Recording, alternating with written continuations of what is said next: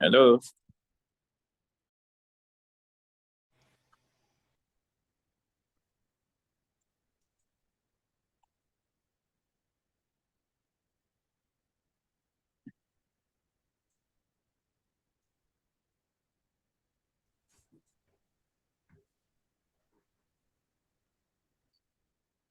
Welcome, everyone.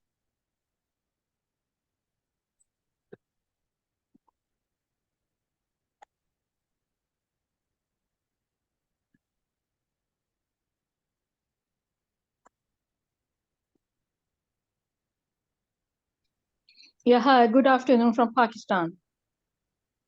Welcome, Pakistan. See, Hello, we have everyone.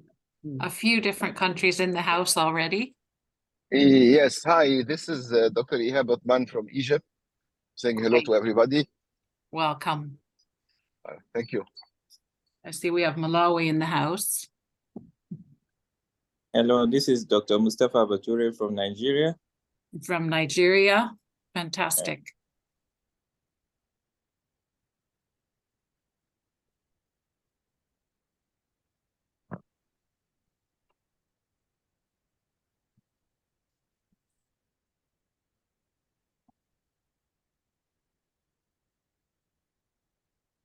Alan, we have a good number of participants already. We've got Pakistan and Nigeria, Egypt, Malawi. And I managed to get out of bed on time. Well done. Good afternoon, everyone. I'm Nepal. Sorry. Nepal. Brilliant. We're across the timelines here. We'll just wait one more minute and then we'll get started.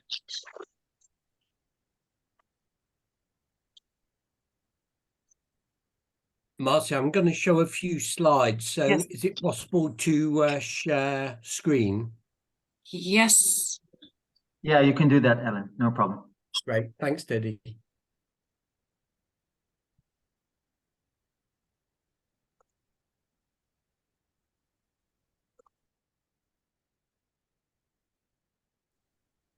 Hi, Didi. Hi, Purnima. How are you? Good, thanks.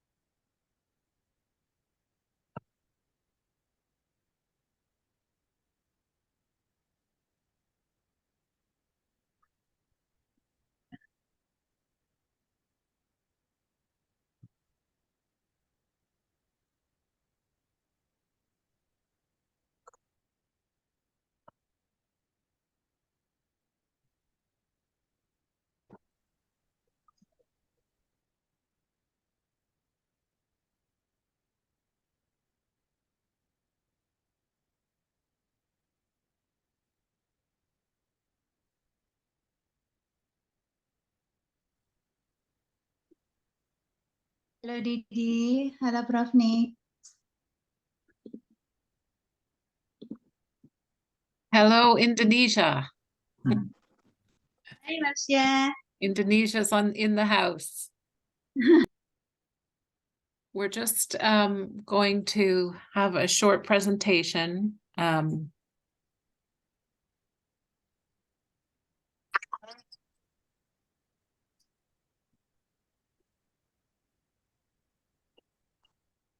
you able to share, Alan? Yeah, you ready for me to start? Yep. Okay, just a second.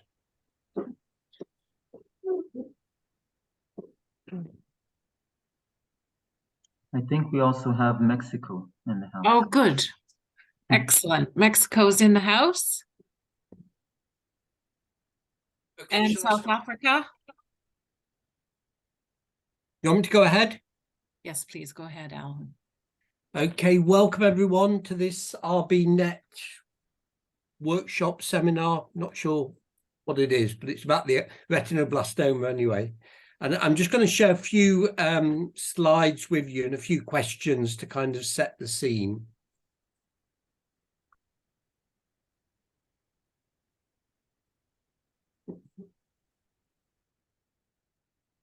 I'm not seeing it. Are you seeing it? Yes, but not in presentation mode. Now better.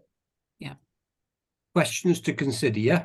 Yeah. So I'm going to raise three questions, quick questions. So the first is, what's the purpose of us meeting? Why do we do it? And I hope that we can agree that what we're trying to do is to improve the survival, the sight, and the quality of life of children with retinoblastoma. And we need to keep that in mind all the time when we're talking, when we're doing research, when we're asking questions. Are we actually doing things according to what our purpose is? The second question I want to raise comes from the 2017 cohort study. If you look at the global incidence of retinoblastoma, one would expect there to be about 9,000 cases worldwide. And in the study that Didi led, we had about 4,500. So we had about 50% coverage, give or take, that these are estimated numbers.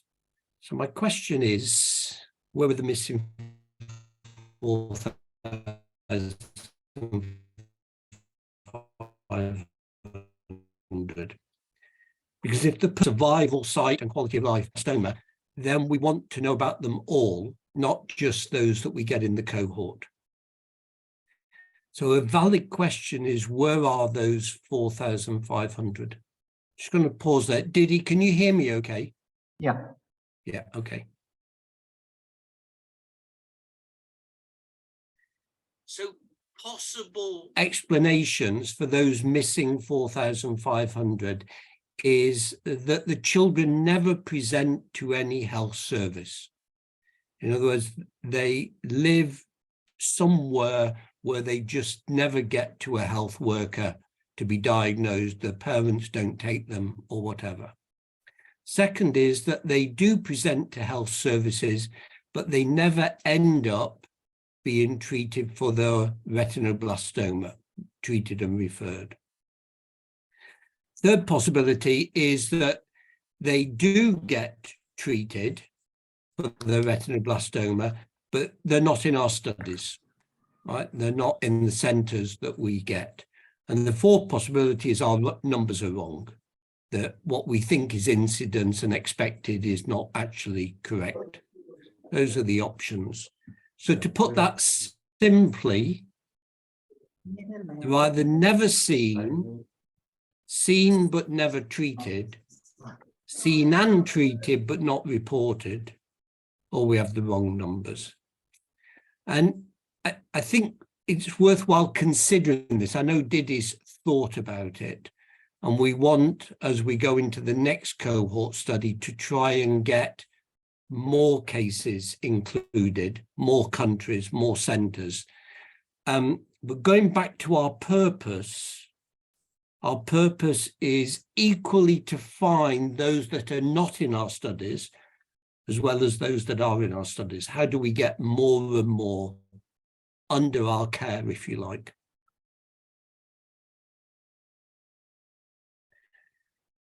If we look at that missing 4,500, these are the top 12 countries and the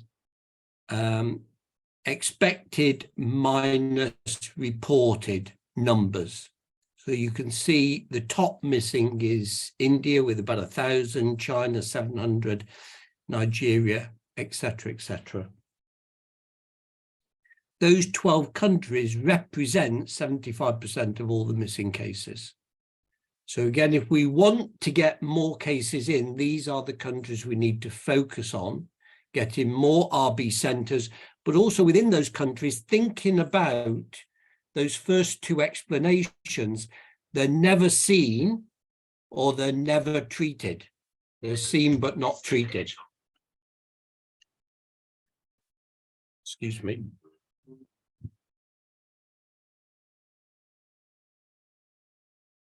Okay, and my third question is about survival. That in our outcome, or in Didi's outcome study, our outcome study, Didi showed that 99% had 3-year survival in high-income countries and 57% 3-year survival in low-income countries. And that is true for the countries, but I want you to also kind of think that it might be true for communities and not just countries.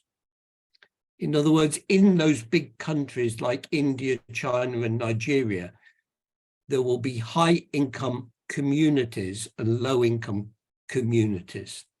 And so within those very big countries, there's going to be low survival rate among some of the population, some of the children as well. So the third question, first question was, what is our purpose? Second is, where are the missing 4,500? The third is, how can we improve survival in all countries and communities and children to approach that we have in high-income countries? What we know about low-income countries and probably communities is that the children are older at presentation, they have more extraocular spread, but in our studies, all the centres had enucleation and chemotherapy. So the basic treatments were available. So if we think about the key strategies to improve survival, it's earlier presentation to the health system, more rapid referral from that first line health system presentation to an RB treatment centre, and then third, improved treatments. And that will be the way we overall improve survival. Don't forget our purpose: improve survival, sight and quality of life for children with RB. So with those kind of opening comments, I'd like to thank you all for joining, and thank you Didi and Richard and Marcia and Nick and many others as well who are leading the RBNet and making all this work possible. Thanks. I'll hand over to you, Marcia, or Didi. Yeah. Thanks, Alan. Can you just stop sharing the screen? So just, Hilva, if you don't mind, I'm just going to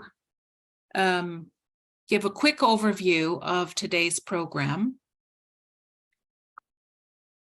And we have a really robust, detailed program. And thank you, Alan, for setting the scene so brilliantly for all of us. Just to give you a quick introduction to, if anyone here doesn't know the RBNet very well, we've been a network since 2017, and Didi Fabian is our RBNet technical lead, and he works alongside Richard Bowman at LSHTM and with our team. And our team includes Kova Bhaskaran and Claire Walker and Nick Asbury. And Dee Dee's going to start us off with an overview of the ARBINet MDTs, and then Nick is going to give a short review of what a case study actually looks like. And then Nick will then introduce the ongoing presentations, and Kova will put up each of the presentations. But throughout the meeting, please put questions in the chat, and Claire is going to monitor the chat for us, and we will have a short Q&A towards the end of the session. So over to you, Dee Dee and Nick.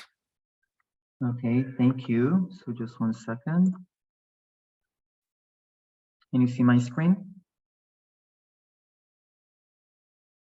Yes. Okay, so thank you, Marcia and team, for arranging this meeting. So the ARBINet MDT multidisciplinary team project started in mid to late 2020, COVID, as you can all remember. Its mission, and this is taken from our website, is to connect specialists from across the world with healthcare providers from within a country in order to enhance the quality of care of patients diagnosed with RB in treatment centers from that specific country. We've had by now about 80 MDT meetings with centers from 12 countries. And in addition, the AMCC, I don't know if Laurence is with us now, so meetings that she's leading, nearly half of all the MDTs, a meeting once every couple of weeks. Recently, South Africa joined, planning on monthly meetings.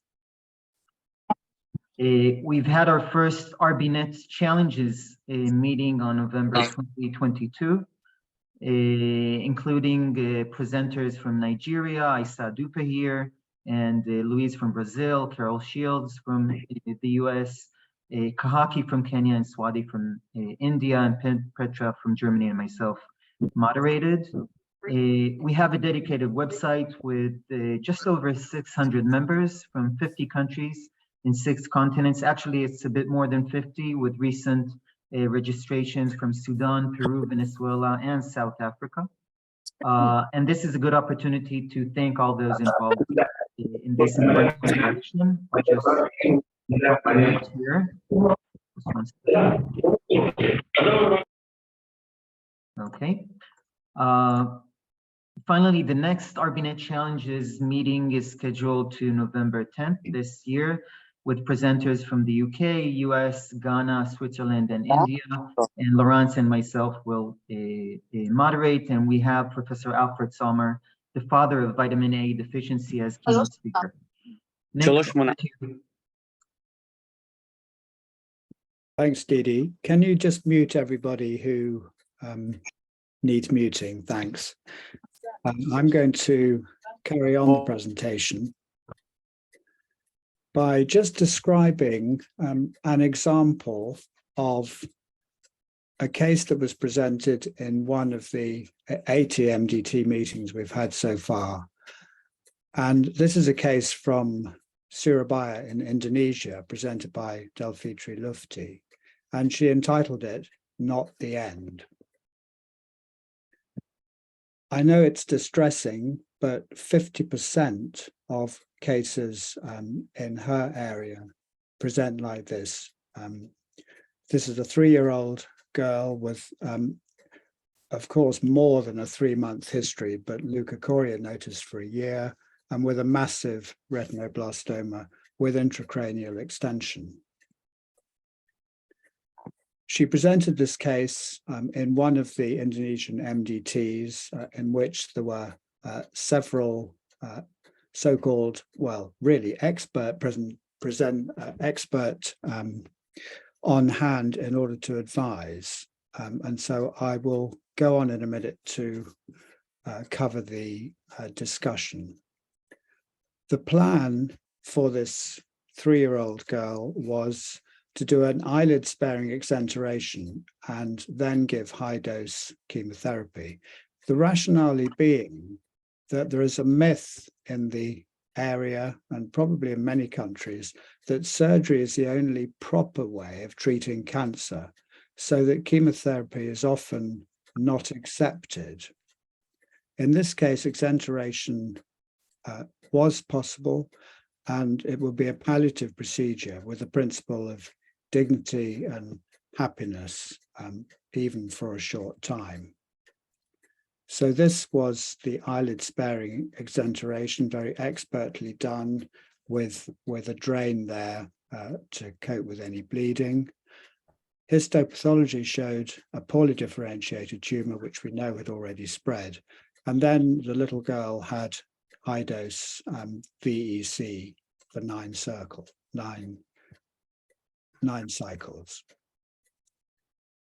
She then went on to have a facial prosthesis, and you can see the mold being put on there and the result, which looks pretty amazing.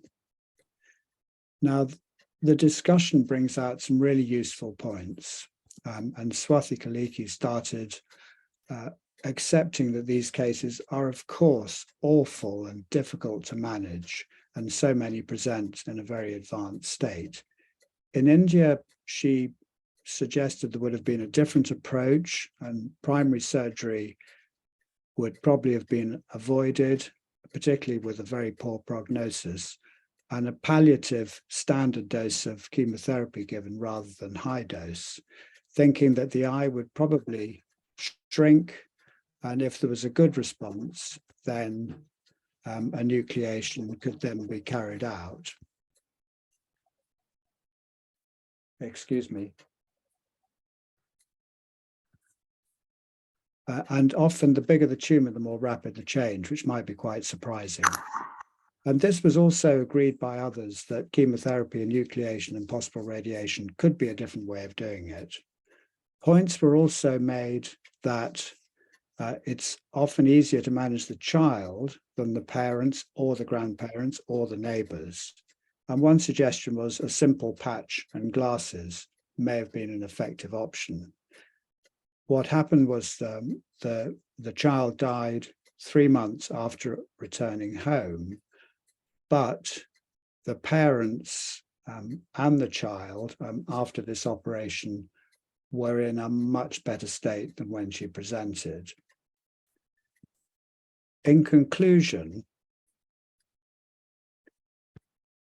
there was respect and support from the MDT and the participants for the sympathetic and effective way that this case was managed. It illustrates that there are different ways of managing an advanced case of RB, and some may be more applicable to one country or to another, but everyone can learn from one another, whatever their situation.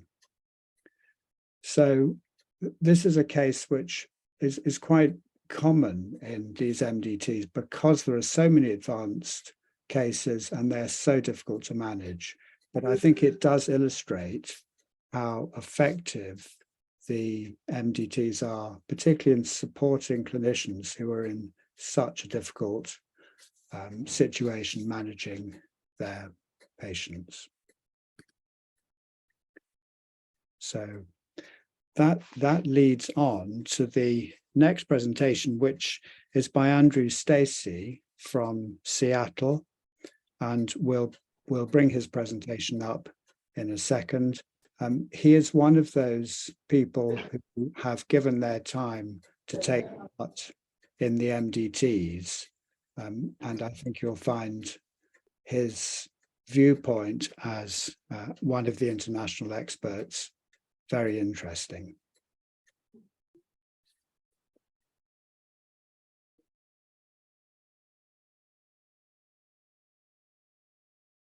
I can see by Kovia's studious expression that she's trying to get the presentation up.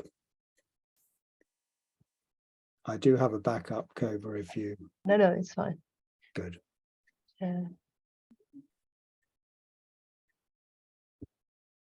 Hi, everybody. My name is Andrew Stacey. I run the Ocular Oncology and Retinoblastoma Service in Seattle, Washington at the University of Seattle.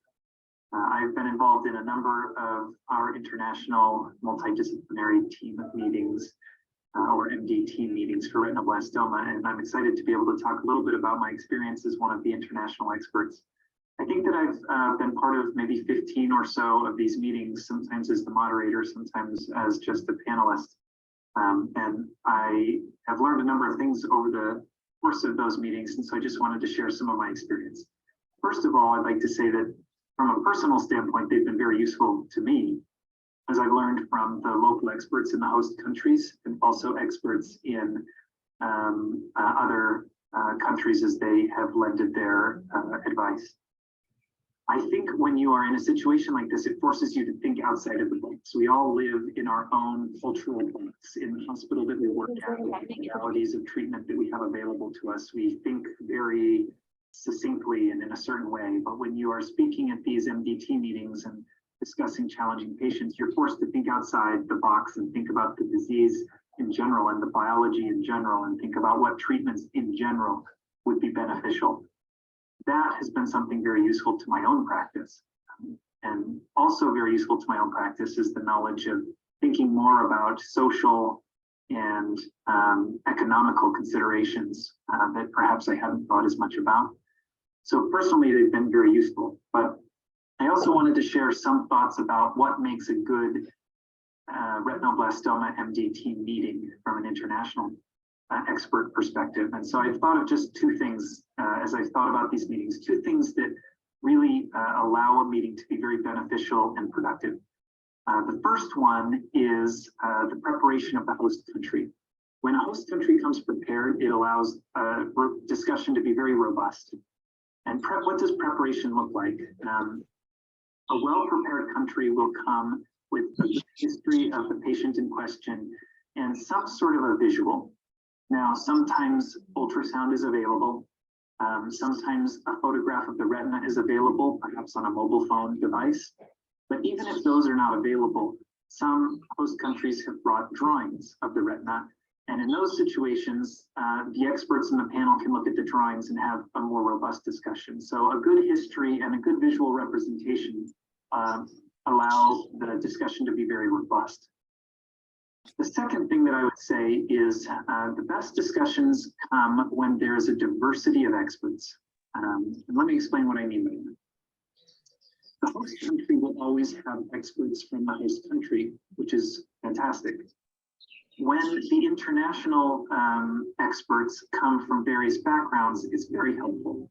So I come from a high-income country, and the retinoblastoma that I practice here is very different than the retinoblastoma in low and middle-income countries. I think that I can lend great advice in situations where the disease has not presented very late and where there are troublesome or difficult situations of intraocular retinoblastoma.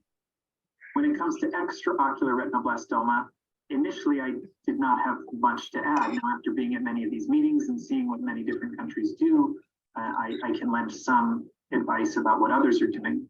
But the best discussion in those situations comes from pediatric oncologists and pediatric or ocular oncologists, ophthalmologists from low and middle income countries. So a really good discussion will happen if there are the experts from the host country presenting the case, and then various experts, including high-income country ocular oncologist, low and middle income country ocular oncologist, and a pediatric oncologist. That diversity allows for a great discussion. One thing that has been even better than all of that is when there have been multiple sites at within the host country. And then when a challenging patient comes forward, those sites are able to discuss what they have done in similar situations, and that has been very useful. So that leads me to the last thing that I wanted to mention. I just thought of 3 things that we can all do to help promote these meetings and make them very robust and very successful.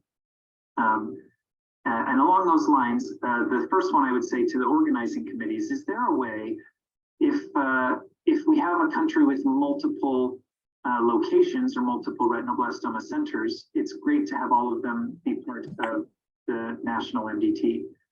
I wonder if we could consider combining some countries sometimes, 2 countries that are close together, so that the experts can talk amongst themselves about what they've seen and what they've done in similar circumstances. I know time is limited, but it would be an interesting thought because those are the types of discussions I think have been the most robust.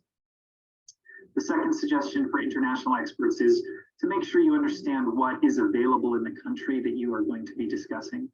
Not everybody can get intra-arterial chemotherapy. And oftentimes I have heard international experts say, oh, well, let's just get them some IAC.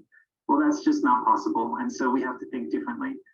So prepare yourself and figure out what is available in that host country and figure out what the best next steps are going to look like in the country where you're going to be a discussant. And the third one would be for the local doctors, and that's just to come with whatever preparation you can have and whatever visualization you can have, and that will allow for a really robust discussion. Again, in general, I think these meetings have been fantastic, and I think the COVID pandemic forced us to get into a remote digital setting for these meetings, but I think that it's the perfect setting for retinoblastoma, and I hope they continue, and I hope we can continue to improve them. So thank you very much. I really appreciate the opportunity to speak to you.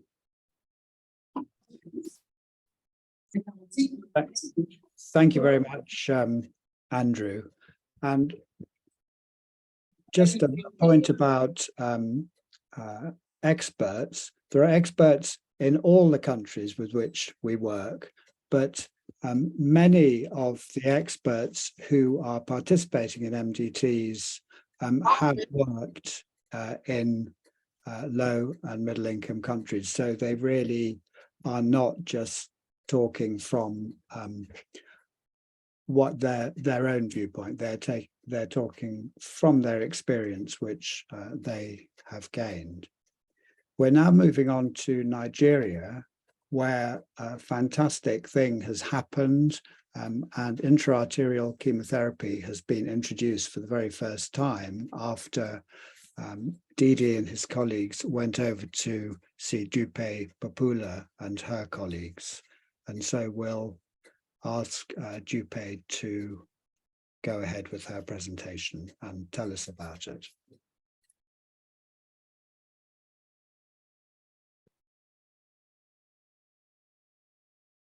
Hello? Are we playing the video? Are we not playing the video? Yes, Dupe, it's coming. Okay. All right. Good afternoon, everyone. Okay. We're speaking of retinoblastoma in Nigeria from 2017 onwards, and I have with me an ophthalmologist who is in charge of our national IELTS coordination at the Federal Ministry of Health in Nigeria, Dr. Oteri Okolo. You're welcome to join me on this presentation. I am Dupe Ademola Popola, a professor of ophthalmology at the University of Ilorin and University of Ilorin Teaching Hospital. I do retinoblastoma care. Thank you very much. We are happy to be here. Dr. Okolo, over to you. Thank you, Professor, for having me here. Like she said, we're talking about retinoblastoma in Nigeria among the children. Like we know, it's one of the commonest ocular malignancies that is sight-threatening and also life-threatening. Gross Niklaus said in 2014 that our current challenge is not technological, but rather social. It is ensuring that children who live in developing low-income regions have access to adequate medical care for diagnosis and treatment of retinoblastoma. And this is the case in Nigeria. We don't have all the technology we need, but most of the problem is social, and we will see it in the coming slides. Because in the end, quite a number of our children present very late. Now, let's talk about our challenges in Africa. Of course, when you talk about Africa, you know that Nigeria is a big part of Africa because 1 in 4 Africans is in Nigeria, and 1 in 5 persons of African origin is in Nigeria. And as at 2017, the estimated incidence annual rate of retinoblastoma was a whopping 339. And you find that African patients have to travel shorter distance to reach a center. Despite that, the capture rate was 42.2% of expected patients from Africa, as opposed to 108.8% from Europe. So you can imagine that not a lot of the patients are getting to access care, even when the care centers are not so far. On the average, African parent patients are older at presentation, 43.4% and 54.4% respectively, have extraocular retinoblastoma and distant metastasis at the time of the diagnosis. So you can imagine a lot of people, African patients are coming in when little can be done. This is compared to 2.9% and 1% in the European population. So you can see that we really have a problem in Africa and in Nigeria as regards retinoblastoma. Like we said, a lot of the patients are coming in with advanced neglected retinoblastoma, which range from getting tumors like this and extraocular extension. It was based on this that the National Eye Health Program realized and decided that it had to act nationally to lead the country in a concerted effort to handle this problem. Therefore, via leadership and governance, the National Eye Health Program developed guidelines for child eye health in Nigeria in 2019. This was a collaborative effort between major actors in the eye health space in Nigeria. So we had the academia, professional groups, pediatric eye health teams, NGGO, and other divisions of pediatric care in Nigeria who developed these guidelines.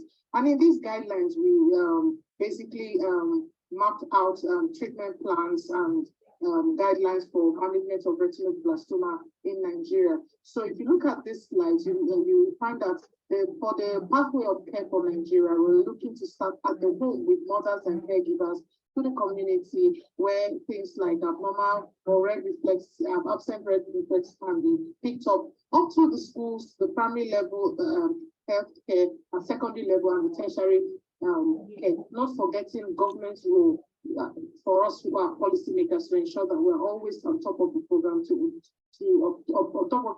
ensure that screening continues. Now, basically, beyond this, also we have specific treatment guidelines for care for retinoblastoma patients in the tertiary facilities, which is we can see in the next slide, which shows a part of the document showing specific treatment for retinoblastoma. So this is the part of the document that shows specific treatment for patients with retinoblastoma, which Professor Popola is already doing a wonderful job. And at this point, I'll hand over to her to take charge. Professor Popola, please. So much, Dr.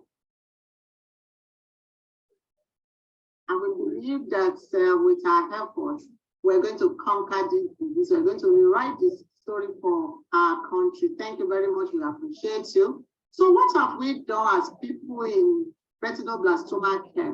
What we have done is to support the setting up of other retinoblastoma centers. Like Dr. Okolo mentioned to us, Nigeria is quite a huge country. I mean, for people to go from one part of the country to another, sometimes they have to travel days, take 2 flights, and this is very expensive for our patients. So this social issue, it makes it important for us to have centers that are not too far from our patients. So we made deliberate efforts at creating other centers and the super center that can continue to train people from these other centers so that the patient continue to get the best of care. For example, we've had 2 RBNet supported international workshops in 2018 and this year, 2023. In 2018, we had the Royal London Hospital team led by Dr. Ashwin Reddy, came with his team to train nurses, pathologists, and colleagues from different parts of the country, like you can see in the picture above, came over to update their understanding of the disease. And then in 2013, we were able to do our first intraarterial chemotherapy with the Sheba medical team as led by Dr. Didi Fabian and his other colleagues as we moved to the frontier of care. We made several presentations at conferences so as to also continue to educate health workers. Let them see that the children now live, they now see from what we do. We have cross-referral from different centers. For example, a center will consult and say, okay, I have a patient like this, and say, oh, have you done this? Okay, why don't you do this?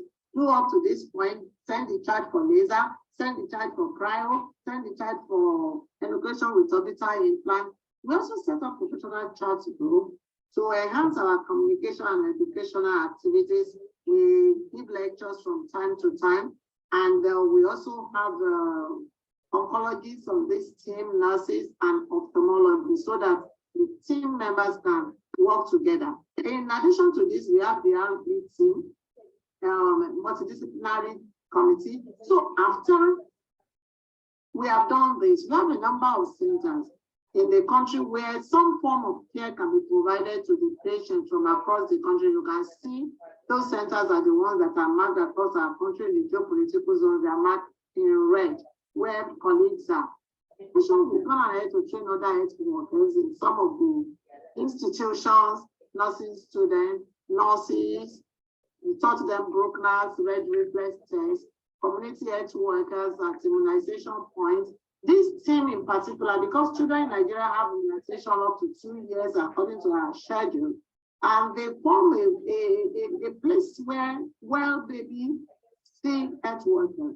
So they were trained to do Bruckner's test. They were able to refer in the first 16 months at one of the centers 6 patients with retinoblastoma.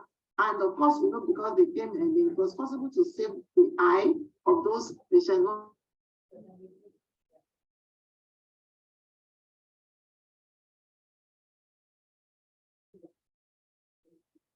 Patient care center to the retinoblastoma center. In addition, across our country, we organize several behavioral change programs through the mass media, with social marketing in our community, those various opportunities that we have, like Children's Day activity, World Sight Days. We had national mobilization using e-flyers for educational purposes. We give a lot of public lectures, and we also bring other stakeholders into it, like the Medical Women Association of Nigeria, leading the team in encouraging mothers to come early when they find the patient. We also have some patient-directed efforts as reducing the burden on the family. For example, the Moffitt Collable grants was provided to support patients with 37 pounds each. RBMDT also provided an opportunity for us to share experiences and to have patient consultation with the RBMDT team that cuts across the world practically. Our government also initiated efforts as improving access to chemo by the patients who still have to pay out of pocket by having some initiatives with some pharma companies who are now providing from time to time the chemotherapy at a reduced cost to the patient they still need to pay. We introduce new treatment modalities like intravitreal chemotherapy and intraarterial chemotherapy. Of course, for the intraarterial chemotherapy in particular, cost is still a major issue that we are facing at this point. We also have had some improvements in imaging that is available, because this allows the patient to be able to appreciate what we are dealing with, especially in bilateral diseases, when they tend not to believe that there's problem in the other eye. Having done some of this that we are still continuing to do, we notice certain improvements in the presentation of our patients over the course of the year. For example, in 2013, about 55.6% of our patients came with proptosis. This reduced significantly to about 10.7% in 2019, and it's still reducing.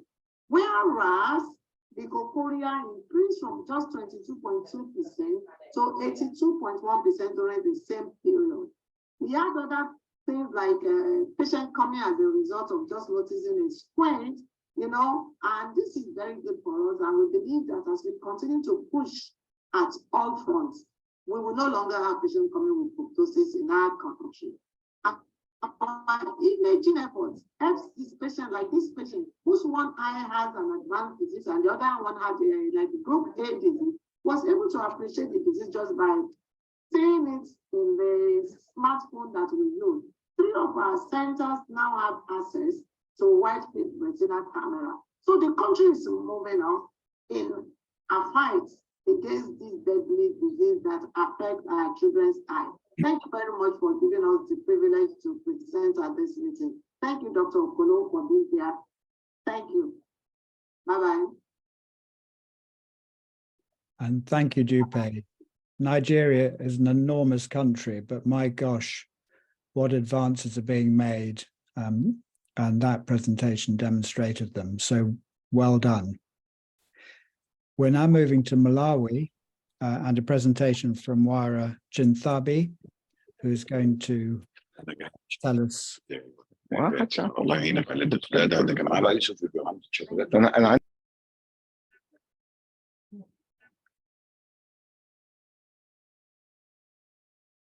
afternoon. I'm going to talk about the pediatric and retinoblastoma work over the years in Malawi.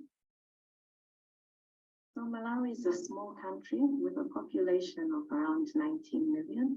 We have 4 main referral hospitals. We have Mzuzu Central Hospital in the northern region, Kamuzu Central Hospital in the central region, Queen Elizabeth Central Hospital in the southern region, and also Zomba Central Hospital, which is also in the southern region. And only 2 of these centers offer retinoblastoma services and chemotherapy. And these are Queen Elizabeth Central Hospital, which is in the southern region, and Kamuzu Central Hospital in the central. So prior to 2005, we did not have any pediatric ophthalmology services, but through the Vision 2020 links, a partnership was created between Lionside First Eye Hospital at Queen Elizabeth Central Hospital and Glasgow's Royal Hospital for Children, and this was in 2005. And the aim was to develop a pediatric ophthalmic service for the country. So a National Center for Pediatric Ophthalmology was set up and it was equipped. So through this link partnership, several ophthalmic clinical officers and optometrists were trained in the assessment of pre-visual children and to recognize and refer any children with eye conditions. During the same period, Malawi's first pediatric ophthalmologist was trained, and that's Gerald Sugwa. And we can see him in the top picture with Tim Lavi, who trained him in Tanzania. And then the second pediatric ophthalmologist was trained a few years later in India, and that's Jadonda Manda. We also had an exchange visit to London at the Great Ormond Street Hospital for Children. And the team that went there was an ophthalmologist, an oncology nurse, an ophthalmic nurse, and a pathology lab technician. And this was in 2017. When RBNet was formed, we joined the RBNet, and we've been taking part in the MDTs. And we've also taken part in the global retinoblastoma studies. So currently we have 1 full-time pediatric ophthalmologist who is based in Blantyre at Queen Elizabeth Central Hospital. And then we have 1 visiting pediatric ophthalmologist, that's Jadonda. He's now based in Namibia, but comes regularly to help us. And we still have our 2 centers of retinoblastoma services, and the treatment modalities that we offer are enucleation and systemic chemotherapy. So if we look at our retinoblastoma statistics, in 2019, we had 31 cases. In 2020, we had 24, and I think this decline was likely due to the COVID pandemic. But from 2021 to 2022, we've seen an increase in the number of cases nationwide. And this is because more people are able to access retinoblastoma services. There's more awareness among the general population and healthcare workers at the primary and secondary levels. And this was done through poster campaigns, posters at every health facility at every level. We also did radio adverts, both in English and in the local language, and there's been continuous training of health workers. At the moment, referral pathways are currently being utilized more, so many children are able to access the facility. We also developed the National Retinoblastoma Guidelines from around December 2021 to 2022, and this was done under the Ophthalmological Society of Malawi with support from COEXA. We're currently awaiting endorsement by the Ministry of Health.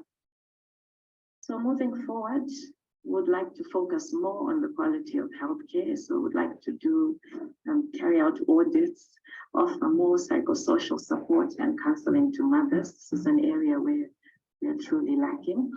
And also follow-up of patients would like to be a bit more aggressive and to do more research on the outcomes. Thank you.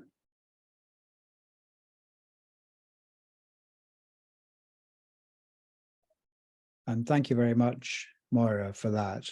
And it shows the value of the Vision 2020 Links program and the exchange visits and the advances that have been made since that link was set up in Scotland. So now on to another huge country, a very large number of islands that make up Indonesia, and a presentation from Anti Pratiwi and Habiba, and we're ready to go. Kick over. Concern about retinal care and management in Indonesia began around 10 years ago, with the realization that a systemic multi-center approach had not been established. Regional treatment strategies depended on historical links between pediatric oncology and Islamic services. In some centers, a significant barrier to care resulted from a reluctance to engage in risky and toxic chemotherapy treatment courses without biopsy-proven disease. There was a lack of healthy patients or parent exemplars who could testify to the value of the least figuring but necessary life-saving surgery of enucleations. As a result, there is no national strategy. Survival rate was still low, with 1 year and 5-year survival rates of 38.04% and 3.26% respectively in one observational study conducted in Makassar. This data revealed that there are still gaps and challenges. This mainly relates to the lack of awareness among the community, poor referral systems, management protocols, lack of financial and insurance support for chemotherapy agents, and poor data and follow-up. In December 2020, invitations to join online multidisciplinary meetings came from the Global RP Network and initially consisted of only 2 centers from Indonesia, Bandung and Makassar, at which it was possible to have input to discussion of management of RB from international experts in multiple countries, so that it has an impact on creating new protocols such as using MRI, laser and cryotherapy. Research, some of it has been published, and chance to learn more about retinoblastoma. We have planned in the future to conduct integrated national screening and early detection program in multi-center research collaboration. The Indonesian RB Network team is come from Bandung, Yogyakarta,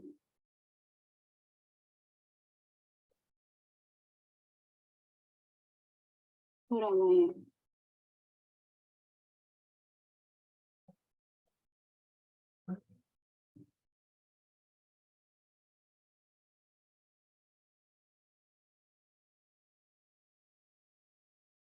Makassar.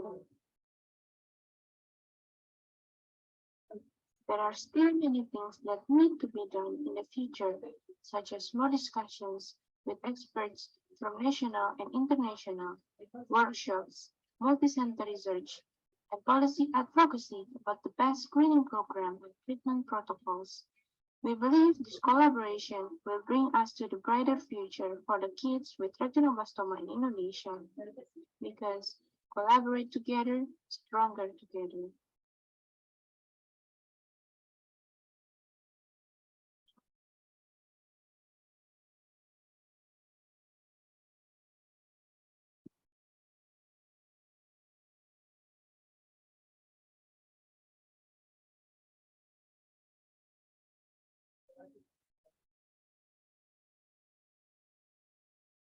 So thank you from Indonesia for that marvelous presentation. I'm sure we'd all agree with the sentiments of collaboration there and the enthusiasm of all those marvelous people in Indonesia working within RBNet.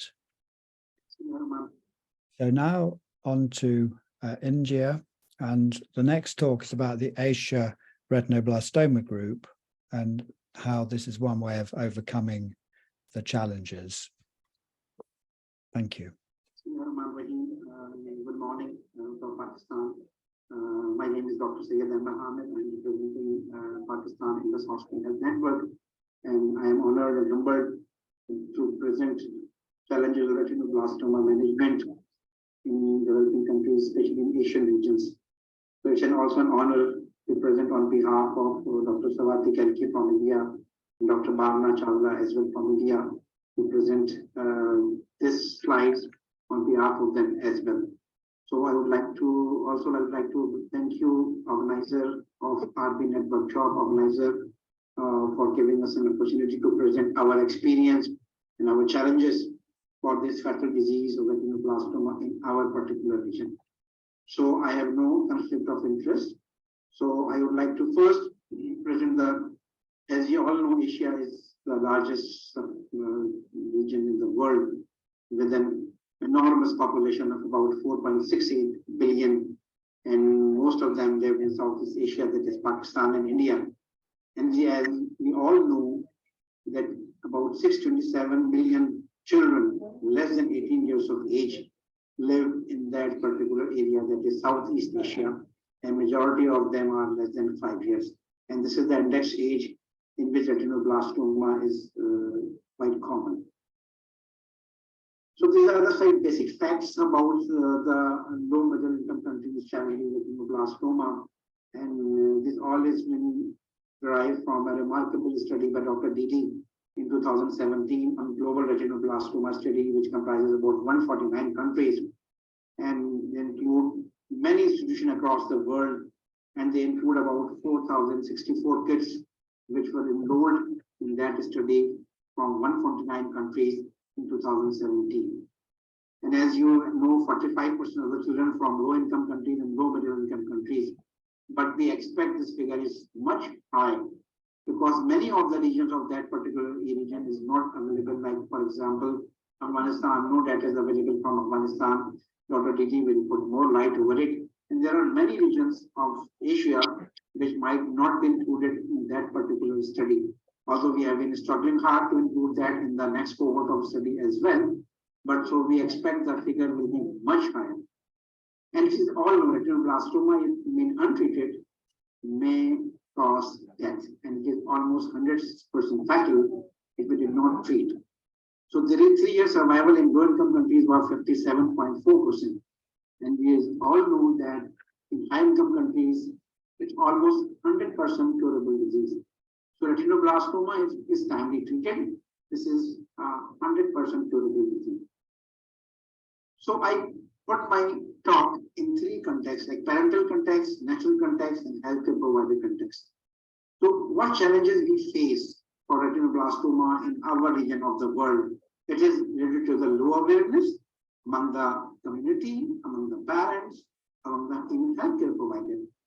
And it is also the lack of screening at newborn period. We all know all retinoblastoma can be detected by a simple red reflex examination at neonatal period or at follow-up as well.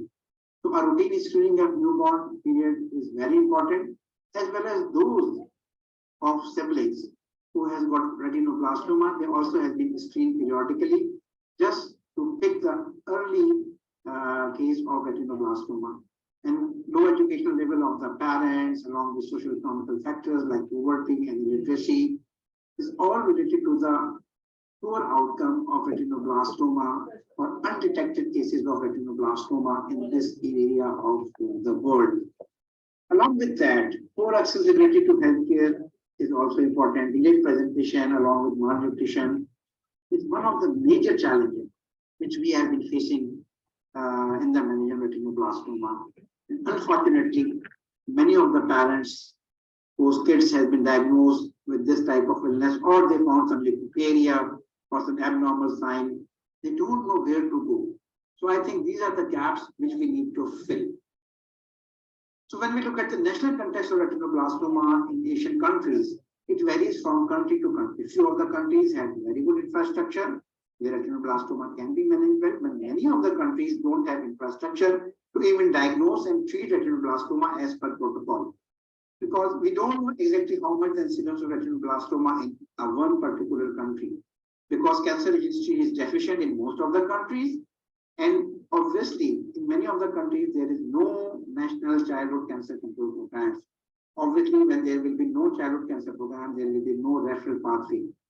And obviously, because of the political instability in various countries of the Asian region, government's priority on health is less.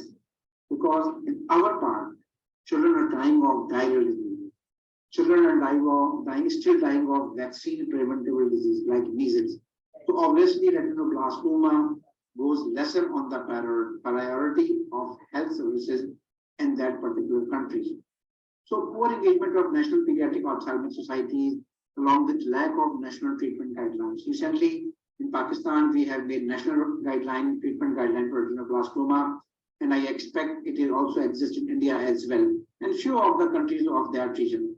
So lack of national treatment guidelines in many of the countries is also a challenge. And treatment abandonment, I think this is one of the biggest challenge which we pediatric oncologists has been facing in Southeast Asian country, along with other countries of that region.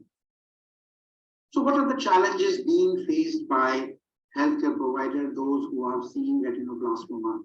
We know that limited knowledge at primary care level and at medical school level is deficient in early identification of retinoblastoma and referral of retinoblastoma. Obviously, limited and lack of knowledge about retinoblastoma in the medical doctors and the care providers, even medical students is lack. One of the areas which is also deficient is the advanced treatment facilities like intravitreal chemotherapy, intracameral chemotherapy, intraarterial chemotherapy, EBRT, and plaque brachytherapy. As we know, local treatment is the key to the successful treatment of retinoblastoma, in which many of the countries in that region are deficient or lack of training. So this is one of the areas where we all need to work to improve the outcome and salvage the eyes of retinoblastoma children of that particular region. So there is also a limit of lack of multidisciplinary approach in most of the centers. In Pakistan, we have established a national community tumor board as well as India most likely, but in many countries, MTT approach is deficient. Like an ophthalmologist should consult with an oncologist, and an oncologist should involve ophthalmologist in the management of retinoblastoma. And genetic testing, as we all know, RB mutation is very common, and most of the bilateral cancers are genetic. So genetic testing is very important. It will save us unnecessary EUAs in the follow, and will also help us to know the treatment intensity and avoiding recurrence of second cancer in subsequent children who have been genetic tested positive. One of the other factors is the poor sibling screening. We should always recommend children or siblings of children with retinoblastoma to the parents. Still, we have been seeing children with sibling as well. So this is one of the areas where we not of need to work, and obviously availability of operating and plant processes as per the standard or standardized process, standard operating procedure in many regions of that country. So these are the areas and these are the challenges which we think is important, and these challenges give us an opportunity to start work in that particular areas in order to improve the outcome of children with retinoblastoma in all over the world, especially in Asian countries. So with this, I would like to end my talk and just to like to conclude that RB is one of the index case by Global Initiative of Childhood Cancer and Childhood Global WHO. And as you all know, that 7 diseases has been identified by WHO, which need to be treated aggressively. And retinoblastoma is one of the disease that has been identified. So WHO has been working on providing even chemotherapy agents for these medication in the future. So I think this is one of the best initiatives. Pakistan has recently been included in that initiative as well, and many low-income countries have already been included. So this is one of the areas where we can improve outcome of retinoblastoma, and many different organizations like Asian Retinoblastoma Group, National MDT, and Referral Pathway, the Central Global and National Pediatric Society are working to to increase the capacities of pediatric hematology, oncology people, ophthalmologists, etc., to improve the outcome in early identification and local control. And obviously, awareness campaigns for early diagnosis is extremely important for early diagnosis. That's the only way where we can improve the outcome of children with retinoblastoma. And as we all know, there should be a country champion for retinoblastoma. Without a country champion who take retinoblastoma from next level of management, this is important. We should identify country champions in each region of Asia or the globe who can lead the retinoblastoma and with the sole purpose of improving the outcome of this deadly disease. And obviously, parents are facing social, moral, financial help while getting treatment for the retinoblastoma, or obviously this will help them in reduce the treatment abandonment. So with this, thank you very much for giving me an opportunity. I would like to thank everyone for listening to my talk and open for discussion and any question. More than welcome. Thank you very much. Thank you very much, Syed, for outlining the challenges facing the 4.6 billion people in Asia, but more importantly, the slide of overcoming them. So thank you very much for your talk. And we'll finish before the break with a presentation from South Africa. They have recently joined the MDTs and had some very effective ones. So over to Geeta Naidu to present her Geeta talk. Naidu, I work as a pediatric oncologist in Johannesburg, South Africa. Thank you very much for inviting me to be a part of this meeting. Those who may not know much about my country, South Africa, according to the World Bank classification, we are a middle-income country. We have the highest Gini coefficient in the world, which is probably related to our very dark history. In addition, we have many patients with HIV and tuberculosis. 17% of our population have medical insurance, while 83% do not. In 1994, when Nelson Mandela became first democratically elected president of our country, he decreed free health care to all children less than 6 years of age. In 1996, this was extended to include all children. 13 public sector hospitals in our country treat children with cancer. One of the biggest problems for all solid tumors, not only retinoblastoma, is that we have late presentation. The publication from my hospital, 39% of children had stage 3 or stage 4 disease. Go through a 2021 publication that looked at the incidence of retinoblastoma in my country by looking at patients in the South African National Cancer Registry. So between 2004 and 2018, we had 709 children diagnosed with retinoblastoma. The age-specific incidence ratio for children less than 15 years was 3.3 per million, or 21,641 live births. The total incidence for 2004 to 2018 was 46.2 per million live births. When we look at these numbers, we realize that the overall incidence of retinoblastoma is lower than reported figures from high-income countries, and this most likely represents an underestimation of the true incidence. Stages and outcomes were not included in this. From 2018, did a retrospective review of children with retinoblastoma seen at 2 hospitals in Johannesburg, one of them being my hospital. So between 1990 and 2011, there were 245 children with retinoblastoma, and this represented 6.9% of the total oncology patients seen. According to the IRSS staging, 1.6% presented with stage 0, 24.1% with stage 1, 27.8% with stage 2, 16.3% with stage 3, and 25% of the patients had stage 4 disease. Sadly, 26% of these patients defaulted care. And the 5-year Kaplan-Meier survival estimate is 57.7% for this cohort. Published a long time ago that to improve the overall survival and quality of life for children treated with retinoblastoma, we should be working as part of a multidisciplinary team. Unfortunately, not all centers in South Africa have a multidisciplinary team to discuss these patients, and treatment of these patients is largely driven by the oncology teams. And in addition, we have poor communication with our oncologists. And we know that we have to work together with our ophthalmologists, radiologists, radiation oncologists, nurses, pharmacists, and those who supply psychosocial care. Ensures the Global Retinoblastoma Advisory Board, and I was a committee member.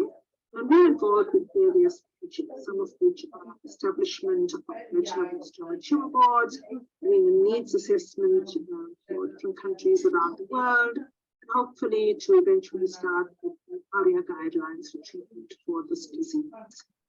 So I became aware of Dr. Fabian's retinoblastoma meeting, which he holds in Africa and Asia, and I'm not so sure about other parts of the world. We reached out to Dr. Fabian, and he very kindly, without any hesitation, in South Africa. So we have started with South Africa, but we hope to extend this to the English-speaking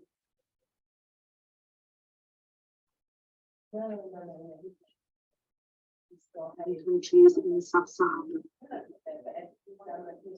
A board meeting with Dr. Fabian and his team has been recently established. We have a meeting the first Friday of every month. If we have to discuss a patient urgently, Dr. Fabian very kindly obliges and gives us an emergency meeting. We prepare a PowerPoint presentation. Dr. Fabian and his team invite international experts to offer suggestions for management.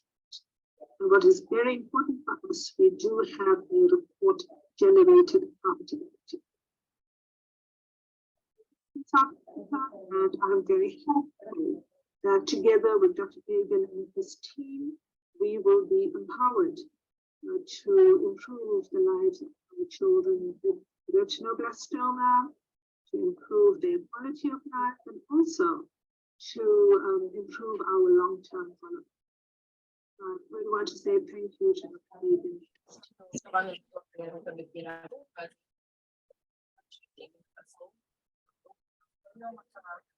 Thank you very much from South Africa. So we're going to have a very short break, but it needs to be very short, as I'm sure you'll understand, because we've got a lot more to come. And so we're going to limit it to 5 minutes. So do whatever you can in 5 minutes in order to make yourself comfortable, have a 3-course meal, read some dissertations about retinoblastoma, but let's see you again in 5 minutes. And thank you very much for all the presentations so far. It's been brilliant. And we'll see you in 5 minutes' time.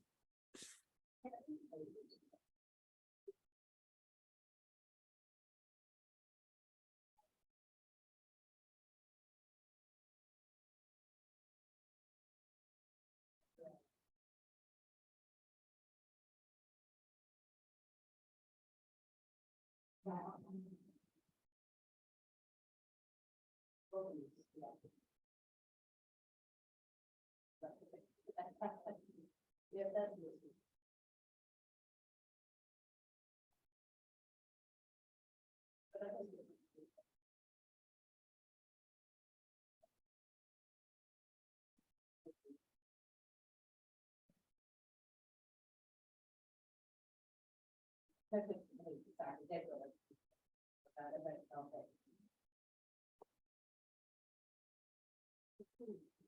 I will do that email, send it to you,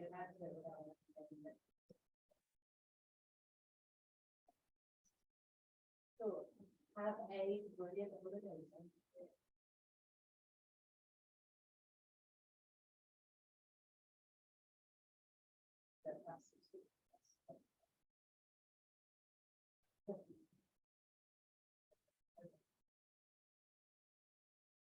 Great,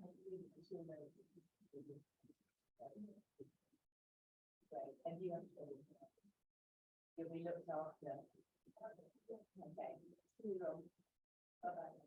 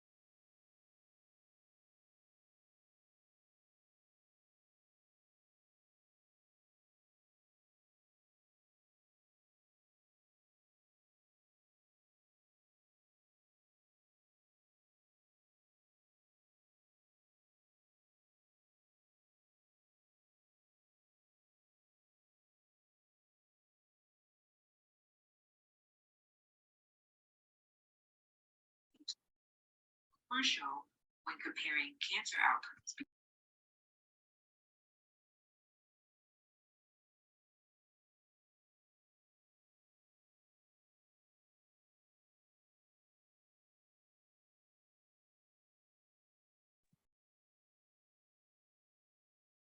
Afternoon, Alan. You're looking as fit as ever.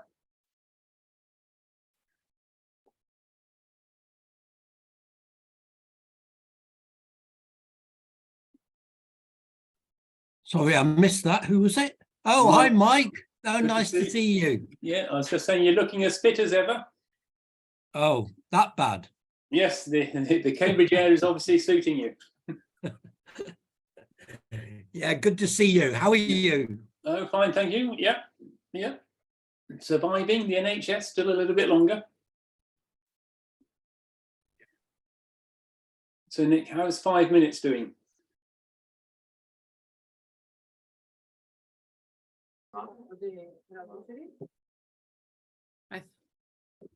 I think we're ready to get started, Dee Dee, if you want to go ahead. Yeah, sure. I'll just share the screen, just 1 second.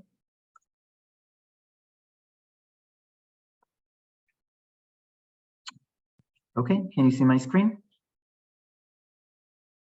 Okay.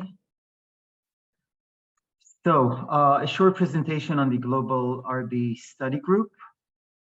So most of what we know about retinoblastoma comes from high-income countries, but if you combine all cases from North America, Europe, and Oceania, all high-income countries or most high-income countries, you get less than 10% of global cases, whereas most cases more than 80% come from low and middle income countries from Africa, Asia, and Latin America.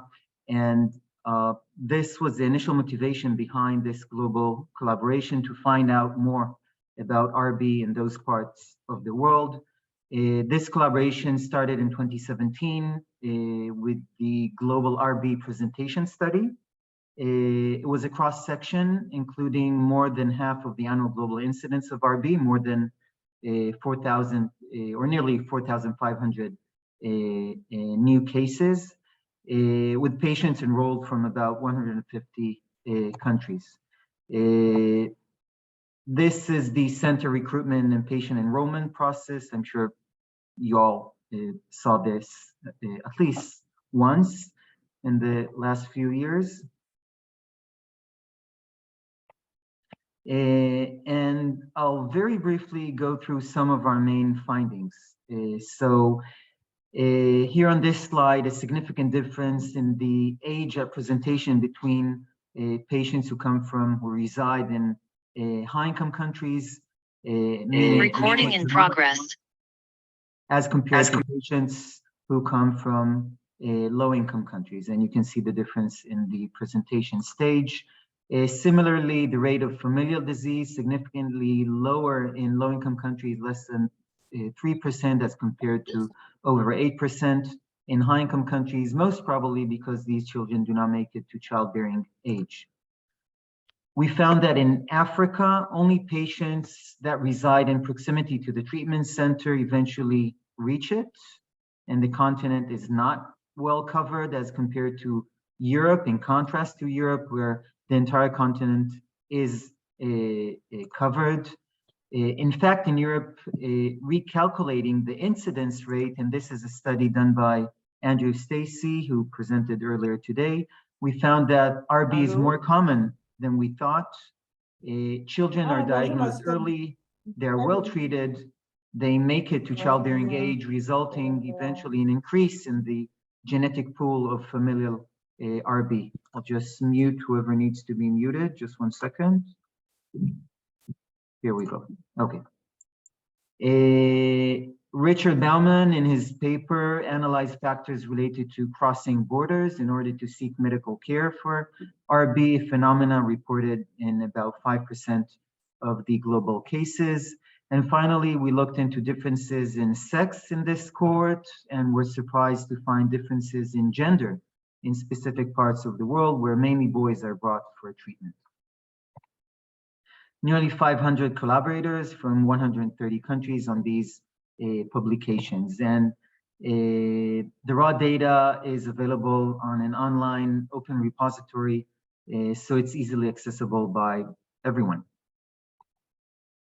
We also reported on the impact of COVID on RB across the world. This was a week or a couple of weeks, I think it was the end of March, early April 2020, and it was published later in the Pediatrics Blood and Cancer. And in late 2020, we started collecting the 3-year outcome data, which was eventually published in the Lancet Global Health just last year. Alan Foster showed this graph. Our main findings are in front of you here: 100% or nearly 100% survival in high-income countries after 3 years, as compared to just over 50% in low-income countries. On analysis, we found that independent of any other factor, children from low-income countries diagnosed with retinoblastoma have nearly 17 times increased risk to die compared to those from high-income countries. That is one. And second, children who presented with CT4, that is extraocular tumor, have 9 times increased risk to die as compared to those who presented with intraocular retinoblastoma.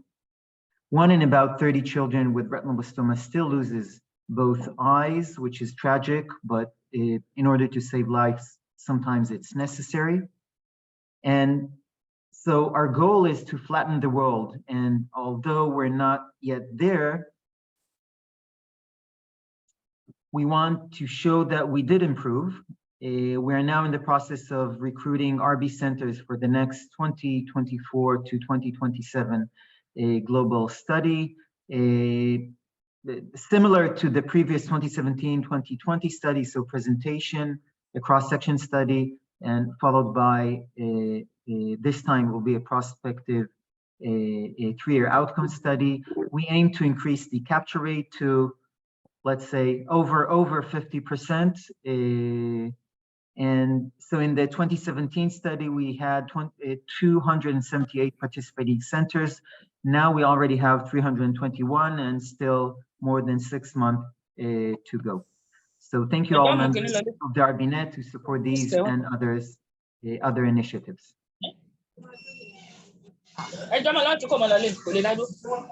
Once again.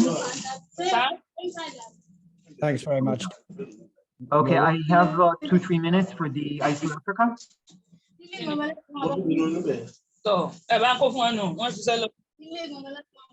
Yes, yes, Didi, go ahead. Yeah, I'm just trying to mute it. Okay, so just 1 second. They're stubborn. Can we just? I'm doing my best. I'm muting, but they're not being muted.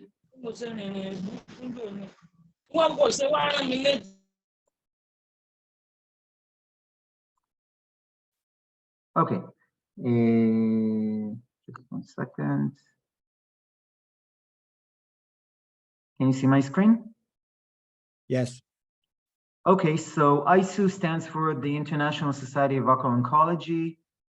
It's the global international association I, as an ocular oncologist, and others in this forum belong to.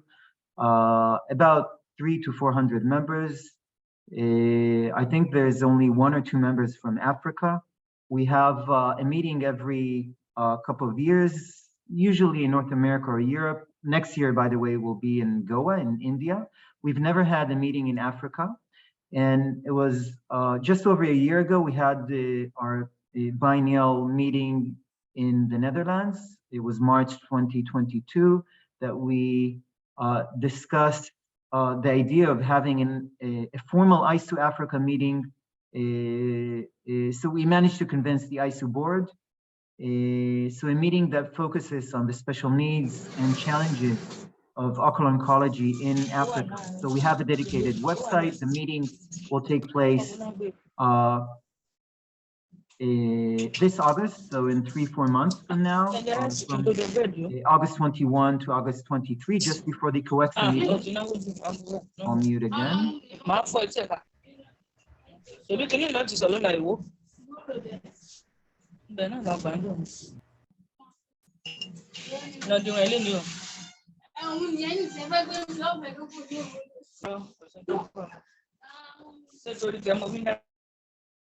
Okay. Okay, hope this worked. So I muted everyone. So the meeting will take place this August in Mombasa. We have members from like 30 African countries and many international experts. The meeting is organized by Laurence Desjardins from France, Kahaki Kimani from Kenya, and myself. As keynote speakers, we have Brenda Gali from Canada, Carol Shields from the US, Chiku Matenge from Rwanda, and Carol Karp also from the US. In terms of program, it's a 3-day meeting. The first day is dedicated to scientific collaborations. And in addition, we have a pathology symposium, an ocular pathology symposium with about 10 or more ocular pathologists from across the world who will attend the meeting. It should be interesting. Laurence is leading another workshop of the AMCC, the first day, the afternoon. Second day is dedicated to retinoblastoma, a full day, including a workshop which is organized by the team from St. Jude. And finally, the last day will focus on OSSN, ocular surface squamous neoplasia, which is a real problem in Africa. And this will be a joint day together with the COEXA, which starts the same day. Registration is still open. Actually, the early bird is still open, so you can register and also submit an abstract. So you're all welcome to join. Thank you. Thanks very much, Didi. And now on to another prominent researcher in RB, who's Richard Bowman, who's going to tell us about the TOPCAT trial.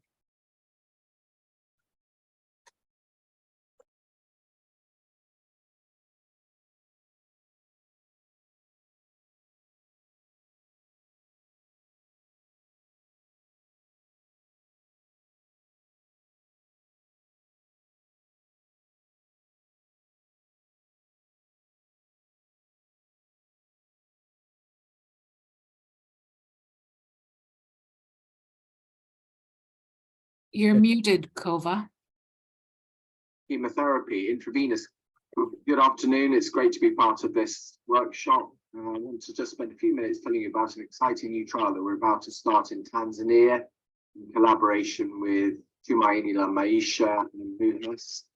I'm hoping to change the standard chemotherapy, intravenous or systemic chemotherapy regimen that's been used for retinoblastoma for almost 30 years.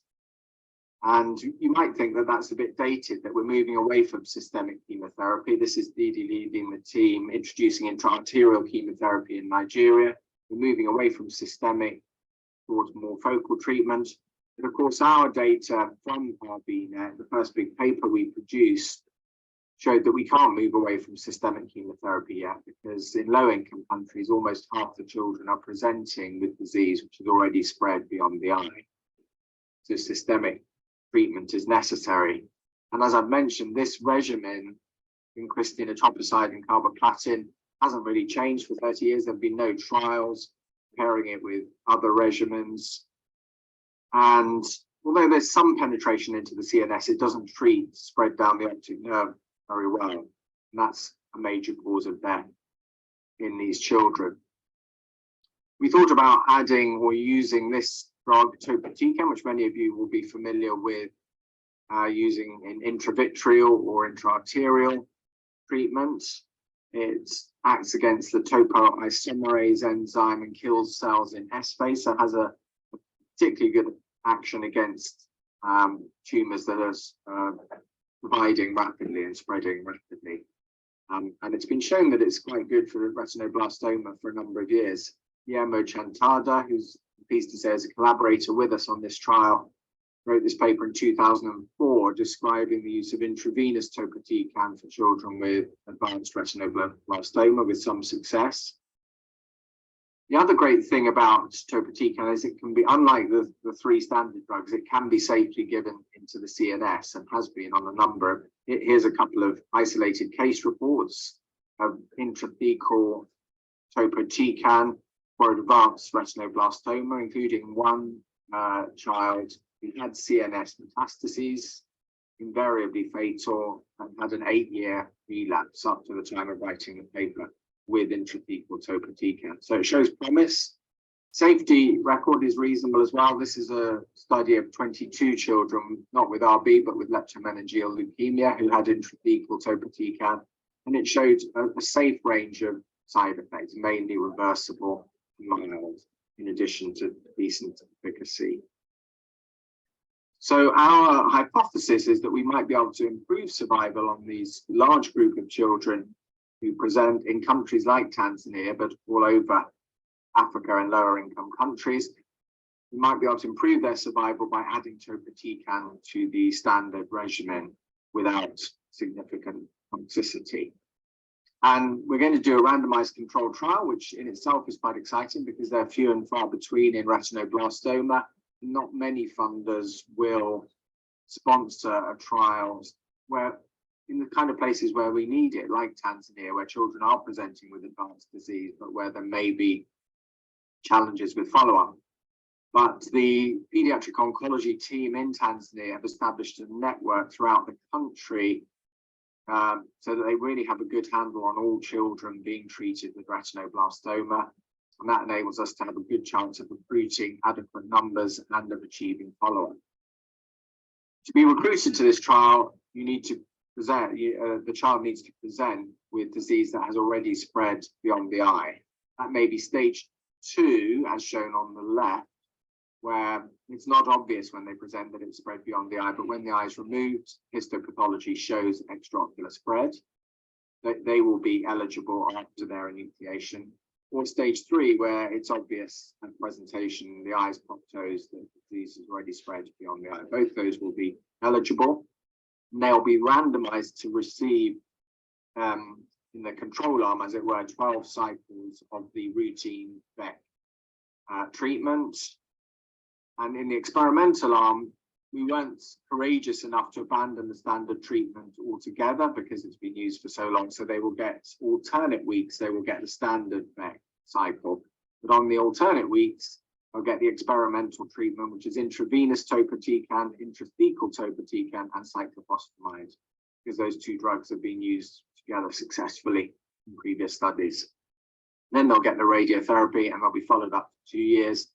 And there will be obviously baseline MRI scanning, CSF analysis, and fairly careful monitoring throughout the 2 years of study. Our primary outcome is survival, 2 years, and the secondary outcomes are resistant disease, relapsing disease, treatment toxicity. Velux Stiftung, who are funding us, have been kind enough to give us 4 years funding, which will just about be enough if recruitment is on track to get us 2 years follow-up, 2-year mortality data. We might have to apply for a no-cost extension at the end just to complete that. Currently, we're in the ethical state, ethical application in both London and Tanzania. This is our planned timeline. Thank you very much. Thank you very much, Richard, for that. And now we're going to alter our focus to Francophone Africa. Africa makes up 70% of the world's French-speaking population, and late presentation, as we know, is also a great problem there. So we're now going to hear about the late presentation study.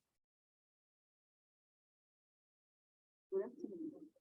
It's a great pleasure for me to speak now about early retinoblastoma identification program in French-speaking sub-Saharan countries, and to present the study we initiated with Karim Massani and Laurence Desjardins. Alliance Mondiale contre le Cancer created a program from 2019 to 2028 concerning 10 countries in sub-Saharan Africa equipped for conservative treatment for retinoblastoma in collaboration with the Group for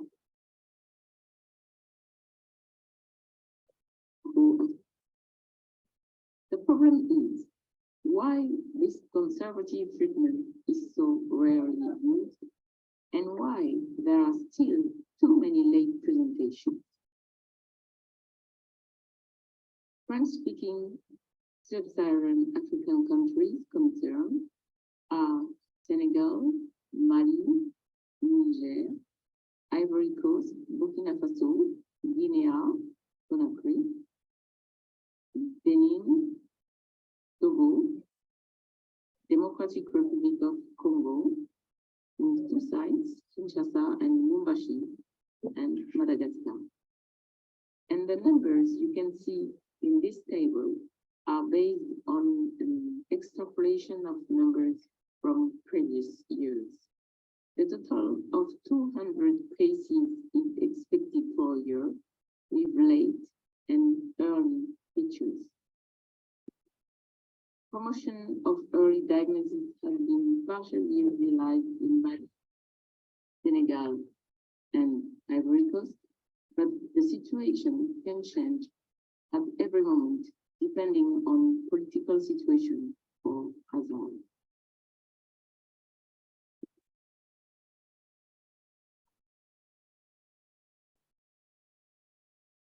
It's now time to find a solution.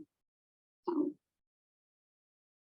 The protocol has been created to realize a prospective and multicentric study, which began in January for the most of 10 countries and will last at least 1 year, based on a questionnaire for every retinoblastoma patient arrived on oncology center, and distinguishing early and late features of retinoblastoma, depending on arrival at this center. The questionnaire will permit to identify 2 possibilities of lifetime and their characteristics. One diagnosis lag time between biological onset of retinoblastoma and first arrival at oncology center. And the other lag time will be the treatment lag time between arrival at oncology center and initiation of treatment. The questionnaire has 30 items, with the one is child identification, address, distance and time from oncology center, surroundings, accompanying person, legal responsible, disease history with first sign, first decision of the family and action, possibly second action, first practitioner, and first contact with health system, reference to oncology center, and first treatment. It observed to delay for first visit in oncology center, time for diagnosis in oncology center, and delay for first care. Thank you, Polaida. This is Dr. Karim Hassani. Prior to launch the study, we made sure that filling the questionnaire is not time-consuming. All the dedicated doctors who conduct the study did a pre-test phase with real patients on site. To finalize the metastatic workup, it was understood that imaging is costly and most of the time parents cannot afford. And to address this issue, AMCC was able to find a financial help for imaging, CT scan or MRI.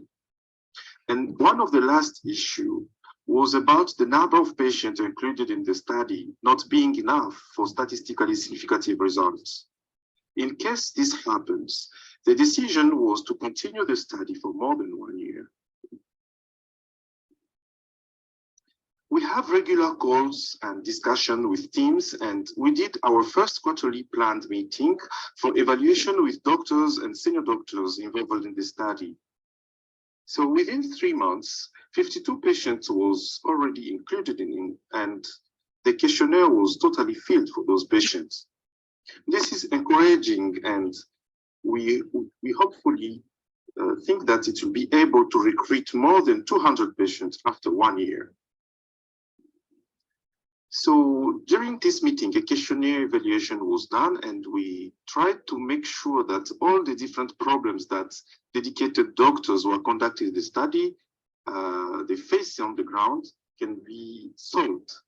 So one of the problems was the distance from the parent house to the retinoblastoma treatment center, how to calculate this study. So the decision was to refer to internet using tools like Google Maps.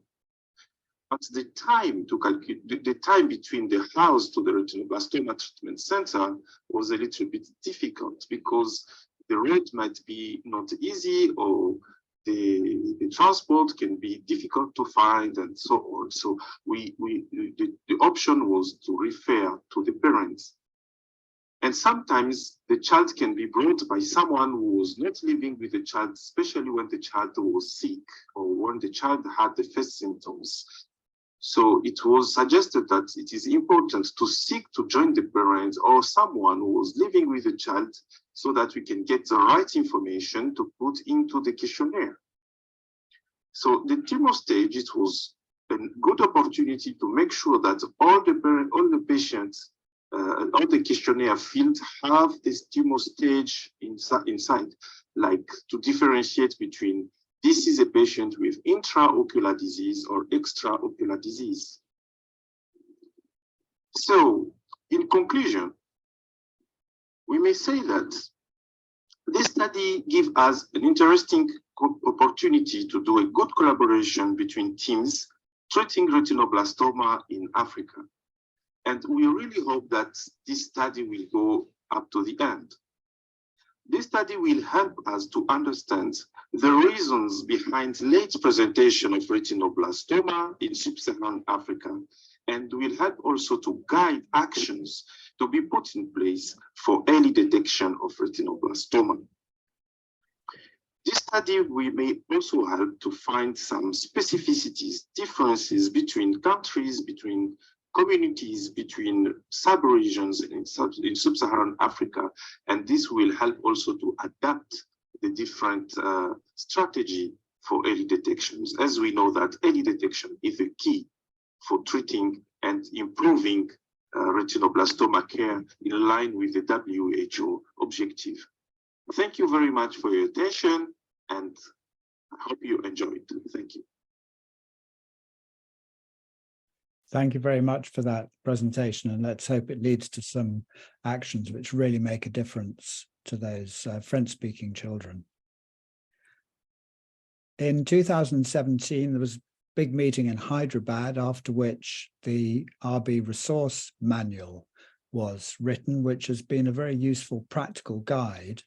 But Mike Burden is now going to talk about reviewing the document and ways forward to make it more effective.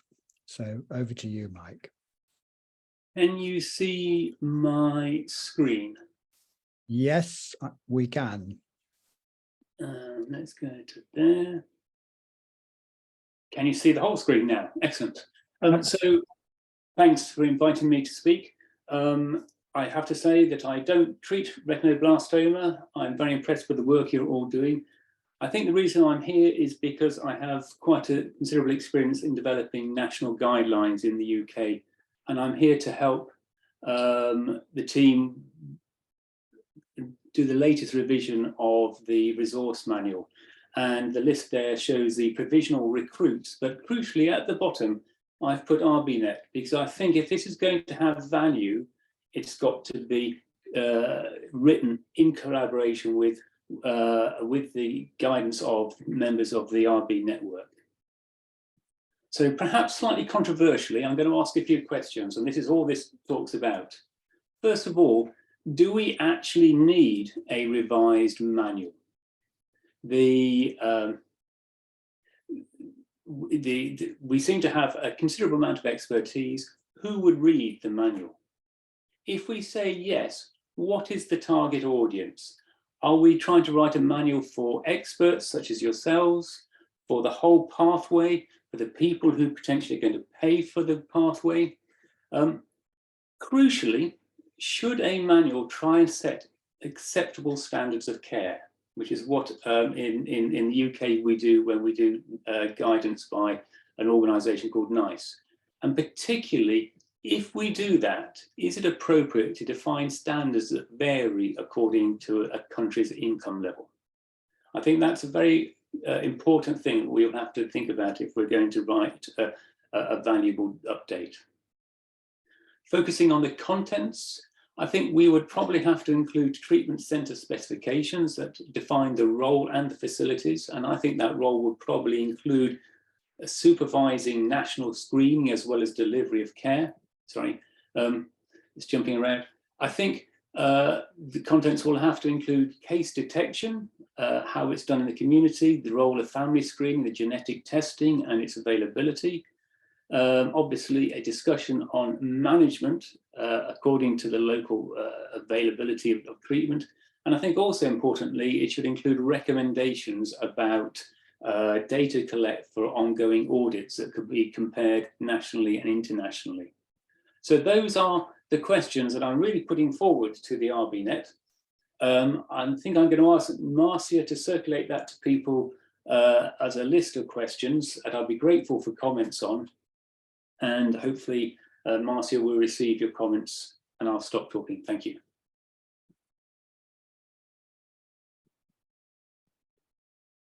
Thank you, Mike. Marcia, would you like to carry on? I've looked at the chat to see if there are any questions so far, and I could just... I think Claire has been monitoring that with you. Excellent. One comment was that retinoblastoma is often given very low priority in terms of human resources. Yeah. That's from Shabana Chowdhury, and so that's a struggle. Somebody asked whether we could share the recording afterwards. And I would hope that we can put it on the RBNet website, Didi, if that's going to be possible, so more people can see it. Sure. There was another question in the chat about how to increase the capture rate for the 2024 study. Alan mentioned that, so we're trying our best. It's based on the 2017 network, which is huge, and we're trying to expand diplomatic ways, personal communications, presentations and meetings, and also help from each and everyone in this group. So that's it. The question. It's based on a couple of the talks that we've heard where a country has enabled children to have free healthcare and or has made a really big effort at awareness raising and enabling people to come forward. Is there evidence in research terms as to whether that has made a difference? That the children are coming forward sooner, their survival rates are increasing? It just seems to me if we have that evidence, then it would be a great thing for advocacy in other countries to be able to say, look, this can make a real difference. Why don't we do it? And to push for it. So that was... So association between early presentation and better outcomes. So I think we have lots of evidence from the literature. And one example is the presentation versus outcome study.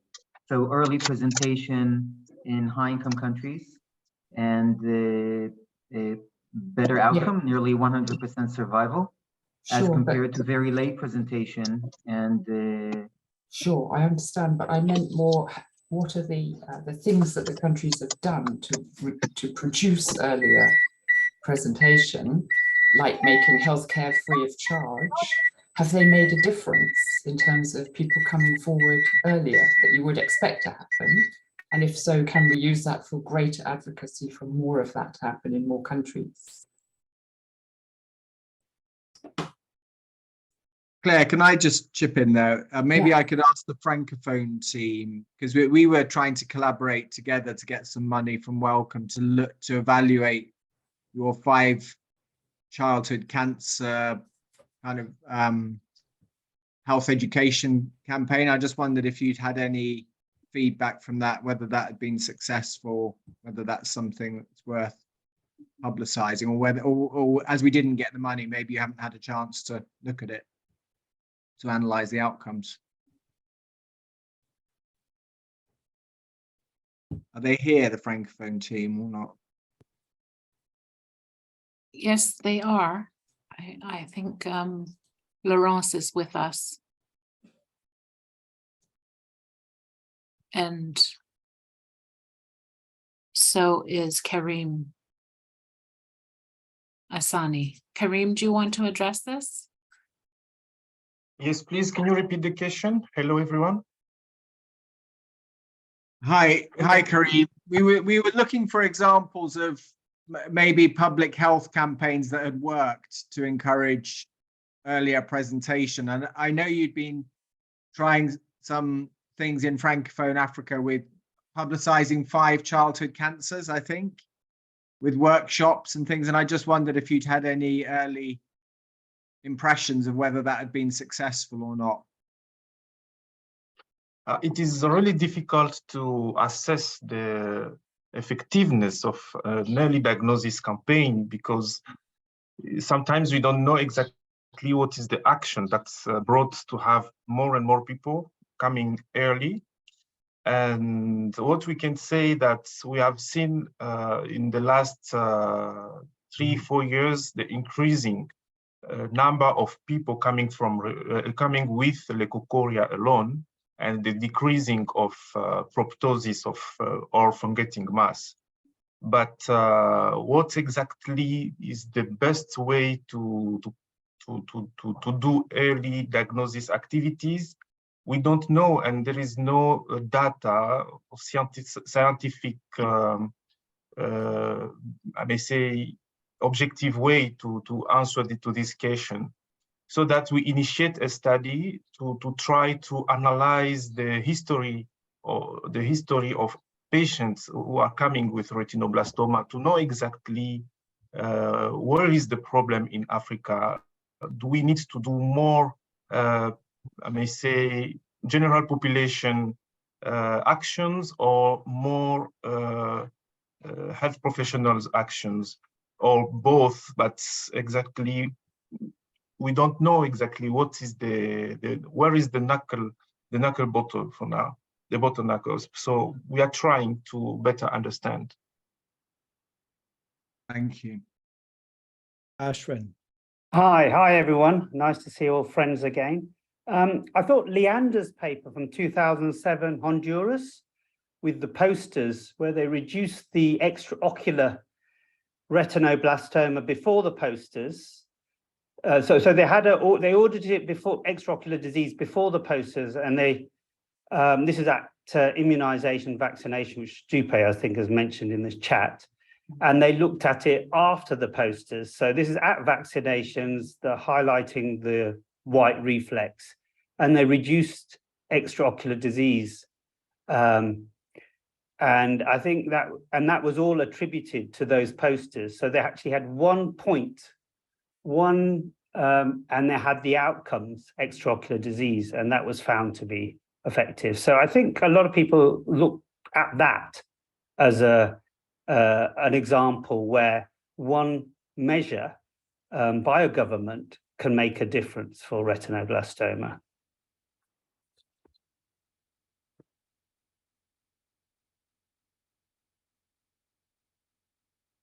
But this will be one of the hot topics that will be discussed in ISO Africa in August. That's a good plug.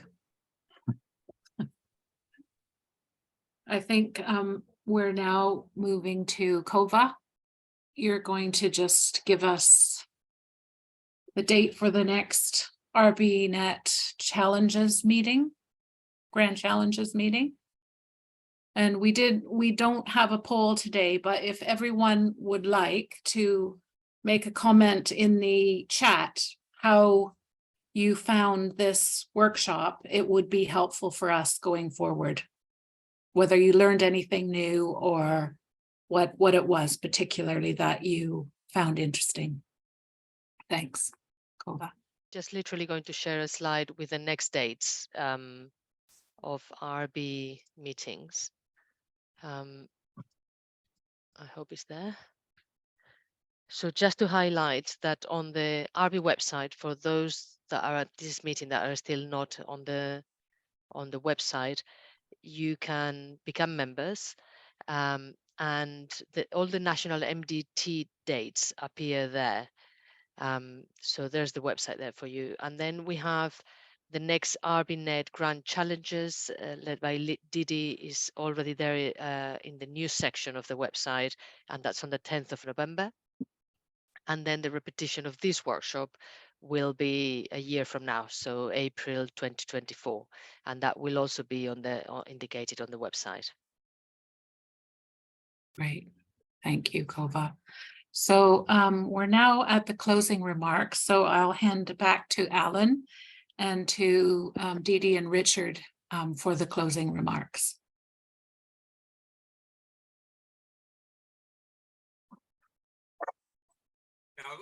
Very much. I've just been really impressed by the presentations, the amount of work that's going on, and everything that's happened, you know, in a relatively short time, 5-6 years, something like that. And all the thanks go to Didier and Richard, Nick, Kova, Marcia, and all of you who are actually doing the grassroots work on retinoblastoma. So thank you. Didier, over to you.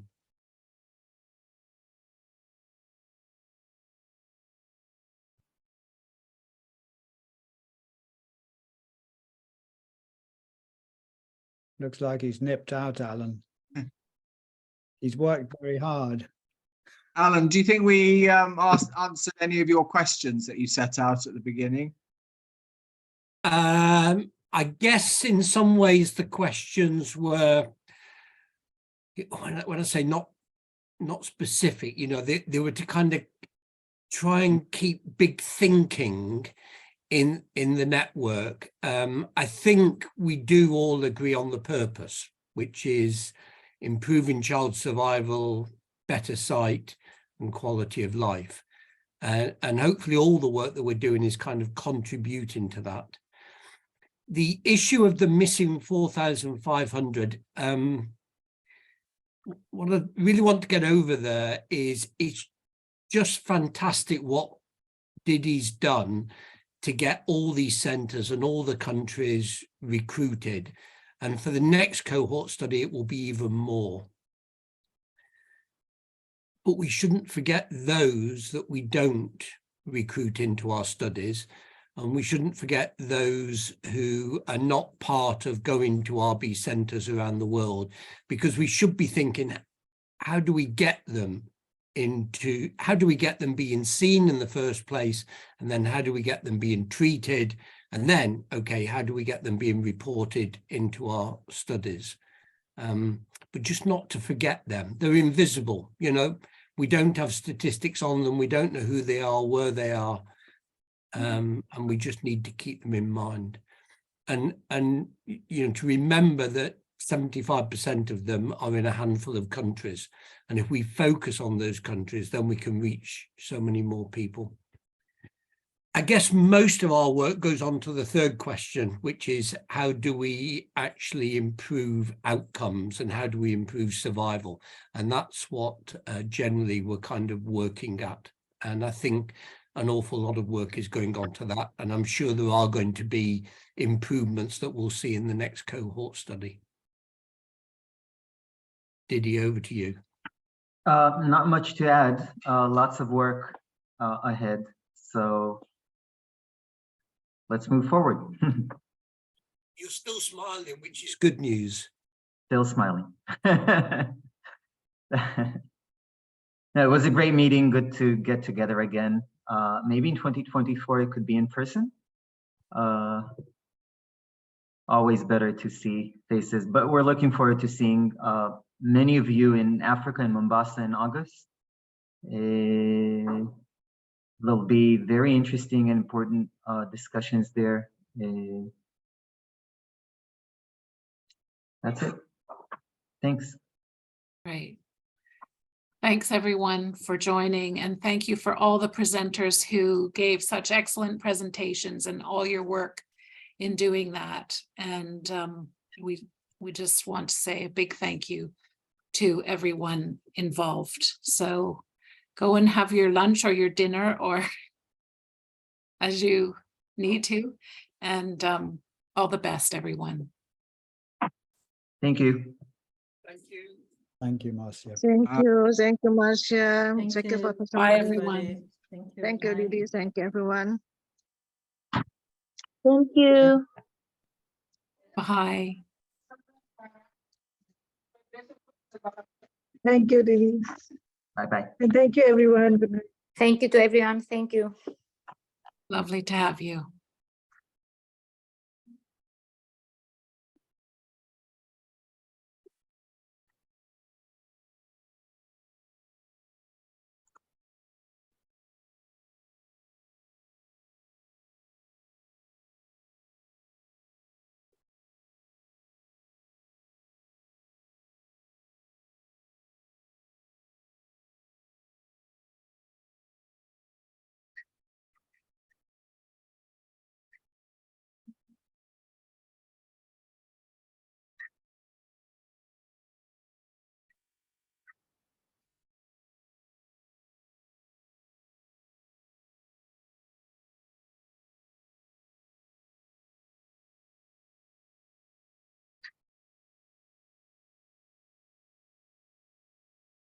Are you?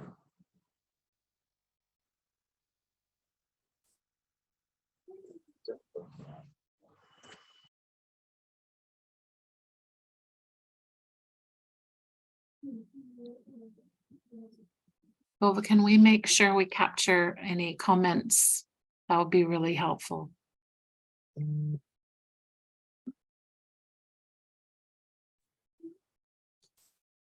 I think they're mostly saying thank you.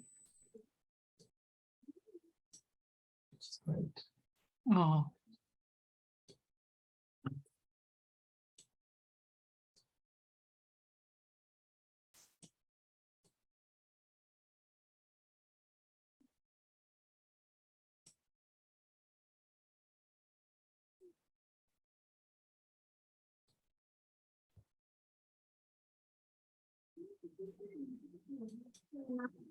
Okay, I'll end the session and I'll send you the recording. thanks, Dee Dee. And you'll put it up on the website. Yeah, sure. Oh, thanks so much, Dee Dee. Okay. Brilliant. Bye-bye. Bye, Brilliant. everyone.